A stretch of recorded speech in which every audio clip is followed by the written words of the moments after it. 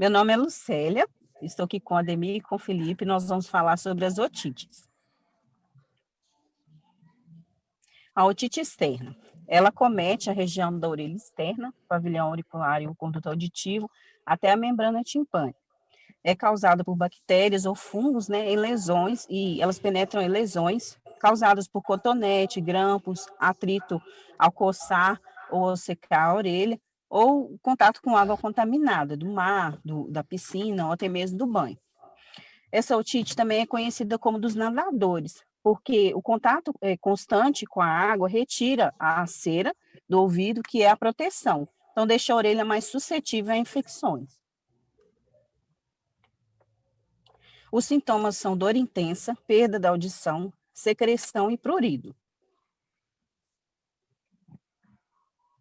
O tratamento é o uso tópico de antibióticos ou de antifúngicos, de analgésicos orais devido à dor intensa, e em caso de prurido persistente, a indicação de aspiração da secreção, para diminuir a pressão que essa secreção faz na membrana timpânica. Como prevenção, é aconselhável não utilizar objetos que causem ferimentos no canal auditivo, usar toalha macia enrolada na ponta do dedo, evitar para secar a orelha, evitar o uso de cotonetes e usar protetores macios para poder nadar. A otite média aguda é uma infecção bacteriana ou viral que afeta a rinofaringe, se estende pelo forro mucoso da caixa timpânica pela tuba auditiva. No exame da membrana timpânica, ela vai estar vermelha, abaulada, edemaciada. Ela pode evoluir com exudato nas cavidades e vai apresentar uma coleção que pode ser purulenta se for infecção bacteriana. Nos sintomas, os bebês apresentam irritabilidade, dificuldade para dormir. As crianças menores podem apresentar febre, náuseas, vômitos e diarreia. E a membrana timpânica, que está saliente, pode romper e drenar. Além disso, eles pode apresentar hipoacusia, porque as ondas sonoras não vão ser emitidas adequadamente por causa do estado que está o conduto auditivo. A otite média aguda, ela pode ser simples, pode ser um episódio isolado, pode ser recorrente, com 3 episódios em 6 meses. É comum em crianças entre 3 meses e 3 anos, e o tratamento é clínico com antibiótico. Então, a gente vê que a otite externa e a otite média, elas têm algumas diferenças. A primeira é a localização da inflamação. No caso da otite externa, ela costuma acontecer depois de molhar a orelha ou de manipular, e a otite média costuma ocorrer durante ou após algum resfriado. Ela pode ser resolvida com gotas otológicas, no caso da externa. Já na otite média, as gotas otológicas não fazem efeito, é necessário o uso de antibióticos. No caso da otite externa, se você protege a orelha, você tem uma recuperação mais rápida, e na otite média isso não faz diferença, a não ser que tenha uma perfuração da membrana timpânica. Na otite externa, pode sair uma quantidade pequena de secreção, e na otite média só vai drenar se tiver uma perfuração na membrana timpânica, mas aí vai drenar uma quantidade maior de secreção. A otite média secretora, também conhecida como otite média crônica com membrana timpânica íntegra. Ela é como se fosse uma complicação, uma persistência da otite média aguda. Então, vai persistir ali a coleção líquida na orelha média. Esse líquido, essa coleção, ela pode ser estérea ou pode ter um biofilme de bactérias. Ela é rara em adultos e ela é comum em crianças. E a causa básica, normalmente, é a disfunção tubária. Então, a gente pode ver que a anatomia da membrana da tuba auditiva no adulto é bem diferente da infantil. A infantil, ela é mais horizontal, e isso é uma causa favorável, para a otite.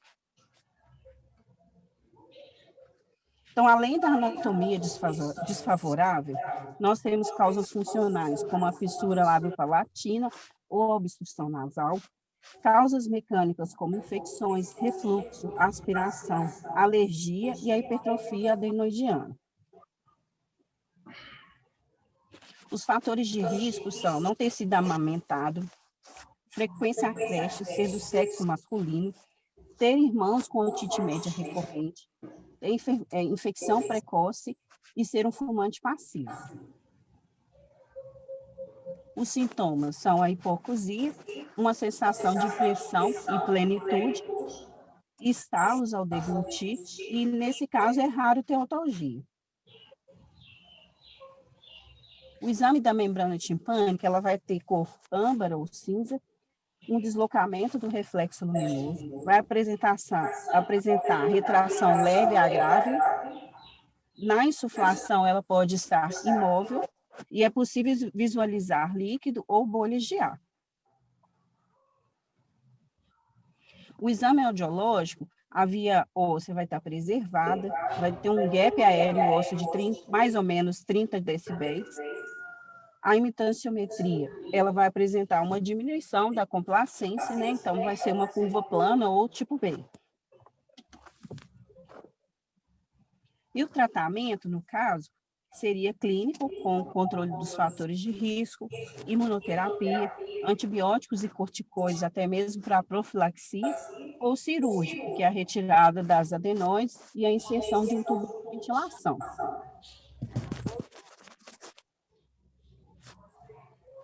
Otite média crônica. A otite média crônica se desenvolve quando a infecção tem duração por mais de 4 semanas, tendo como causas mais frequentes a perfuração do tímpano de longa data e disfunção da tuba auditiva, sendo comum ocorrer piora no quadro de inflamação.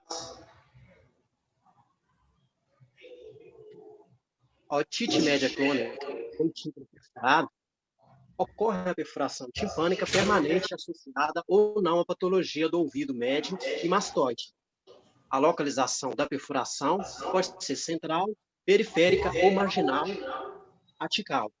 São classificadas como otite média crônica simples, otite média crônica supurativa e otite média crônica colesteatomatosa.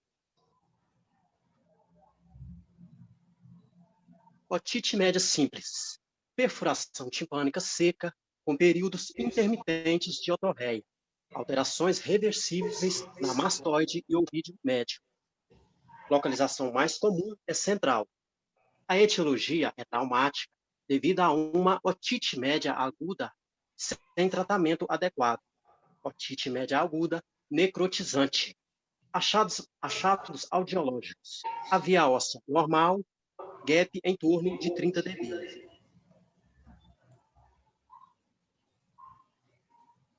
Otite média crônica supurativa, otorreia permanente, alterações na cadeia ossicular, que não regridem com o tratamento clínico. A localização mais comum da perfuração é periférica ou marginal. Fatores predisponentes da otite média supurativa, associados a fatores sistêmicos, imunidade, diabetes, desnutrição, achados audiológicos, gap maior que 30 dB, com possível perda neurosensorial. Otite média crônica colesteatomatosa. Fatores predisponentes são a retração timpânica da membrana de Scherapnel, perfuração marginal, características clínicas, otorreia contínua e fétida. Pode ser classificada como colesteatoma adquirido. Associa-se com otorreia crônica, o tímpano é geralmente perfurado. Os tipos são primário, retração de Scherapnel, crônica e progressiva. No secundário, a perfuração marginal. Achados audiológicos. Gap variável, com possível efeito de massa, com possível perda neurosensorial. Tratamento da otite média crônica. O médico pode receitar antibióticos em gotas, a serem aplicadas no ouvido e também via oral. Durante o tratamento, é importante evitar a entrada de água no ouvido, quando existe a perfuração. Em alguns casos, pode ser reparada com o procedimento de timpanoplastia.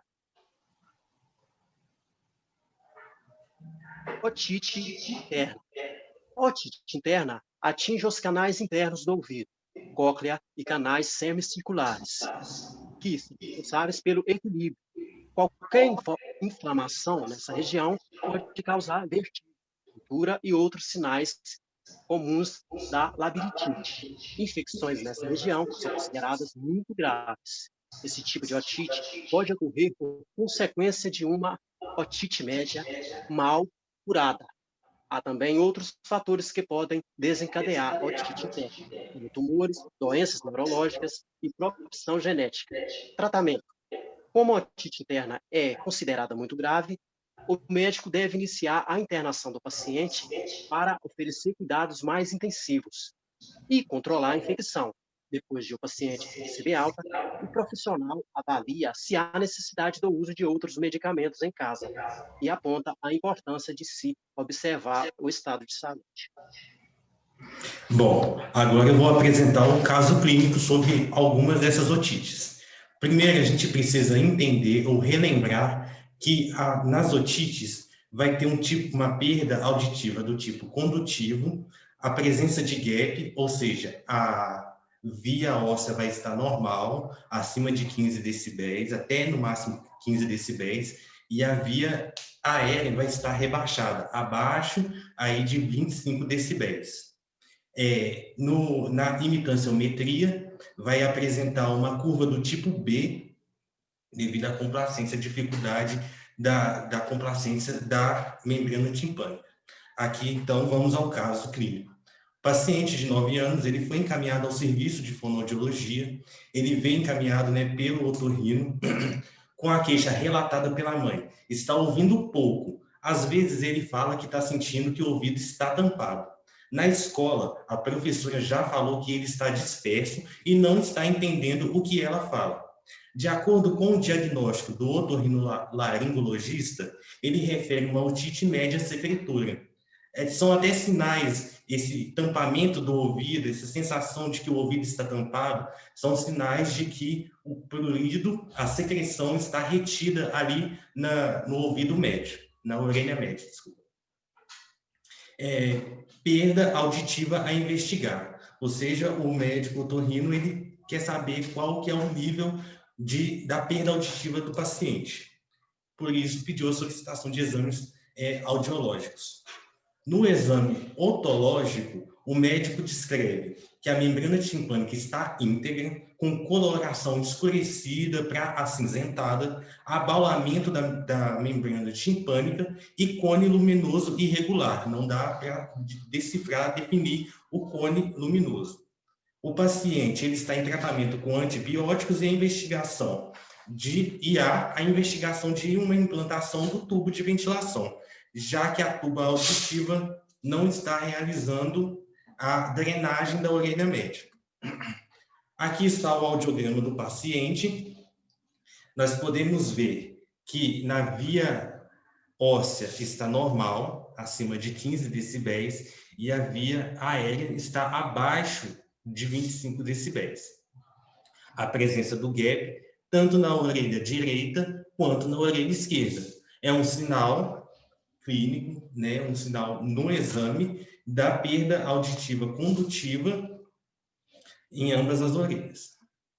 Na imitanciometria, a curva é do tipo B, então ela é bem aqui rebaixada. Não se tem o pico, não tem como definir o pico, nem a compliance e o gradiente, por conta da dificuldade de mabiabilidade de movimentação, a dificuldade de movimentação da membrana timpânica. Essas aqui são as nossas referências bibliográficas. Muito obrigado.